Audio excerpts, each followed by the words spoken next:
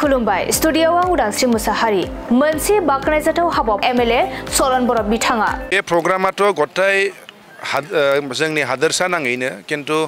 जोंनि माजबादाव दिनै जादों आरो बे माजबादाव जानायानो उदालगुरि जिल्लानि गिबिसिन आरो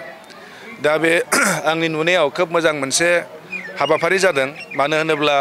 जोङो प्रत्येक बोसोर जोङो हेल्थ केम्प फाथियोमोन किन्तु बे हेल्थ केम्पफ्रा जेरैबायदि जानांगौ बेबायदि जायामोन एबार बे जिहेतु मेगा हेल्थ केम्प होनना फाथिदों बेवहाय जोंहा गंनै मेडिकेल कलेज टीएमसी आरो जीएमसी एच बे मोननैनिफ्रायबो विभिन्न डिपार्टमेन्टनि डक्टर्सफोर लाबोदों बेवहाय आरो बेनि बादैबो बेवहाय मा होनो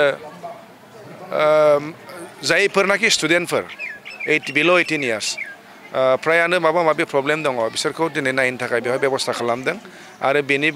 बेनि अनगायैबो जायफोरखौ बेवहाय सिकित्सा खालामनो हाया जायफोरखौ रेफार खालामनांगौ बेखौ लांनायनिबो बेबस्था बेवहाय लाखिदों आरो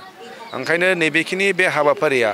निस्सय खोब सहाय होगोन जोंनि दुखिया रायजो राजाखौ नङाबा जोंनाव मेरला हस्पिटाल जाबाय किन्तु डक्टर अभाबनि थाखाय जोङो किसुमान बेमारफोरखौ जोङो जोंनि ओनसोलाव सिकित्सा खालामनो हाया दा ओंखायनो बेफोरखौ दिनै जिहेतु सिकित्सा होनायनि मोनसे बेबस्था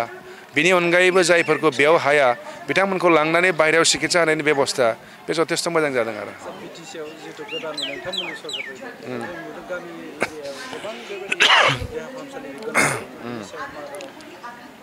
जोंहाथ' मोनसे माबा दङ एबार जोंहा बिपिएफ गोदान सरकार हिसाबै जोंनि देहा फाहामनायावबो मोनसे गोदान जों माबाजों जों मावलांनो नाजादों दा जिहेतु जास्ट जों सरकार दाजेनदों दासिमबो जोङो सायख'वाखै इएमफोर होखांनायनि उनाव डिपार्टमेन्ट रानगोन बेनि गेजेरजों जोंनि सरकारा डिसिसन लानानै केबिनेटनि गेजेरजों बिदि किसु माने गोदान माबाजों जों खामानि मावलांनो नाजागोन आरो बेनि गेजेराव साइस्थ'आवबो दंथारो जोंना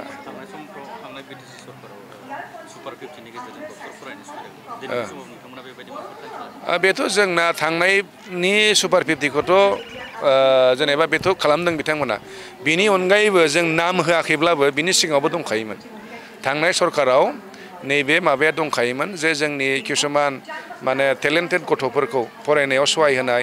जोङो सिभिल सार्भिस इउपिएससि होन एपिएससि होन बेखौ जों कचिं लानो दिल्लीयाव फाथायहरोमोन 3 लाख थाखा जोङो सासे स्टुडेन्ट नामाव गारोमोन बेनि बादैबो डक्टर फरायनाय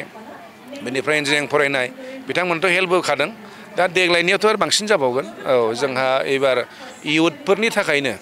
इयुथफोरखौ जौगालांहोनो थाखायनो एबार जोङो जोंनि मोनसे फ्लेगशिप प्रग्राम लानो नागिरदों आरो बेखौ मावफुंनो इयारलि जों 100 crore बाजेट लानो नागिरदों आरो साबसिनसो जाबावगोन आरोबाव गोजोन्थों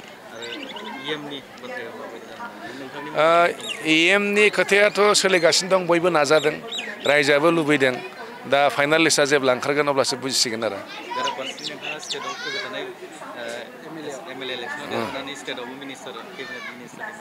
बेबो सिमां दङ जिहेतु खननै एमएलए जाबाय दा खनथाम जागोन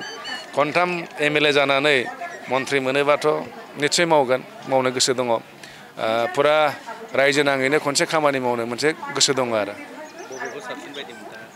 मोननैबो मोजां आसाम हिसाबैबो मोजां आरो नैबावथ' बिटिसि होनोब्ला गावनि लकेलावनो खामानि मावनो मोनसे सुजुग बियो मोननैबो मोजां आरो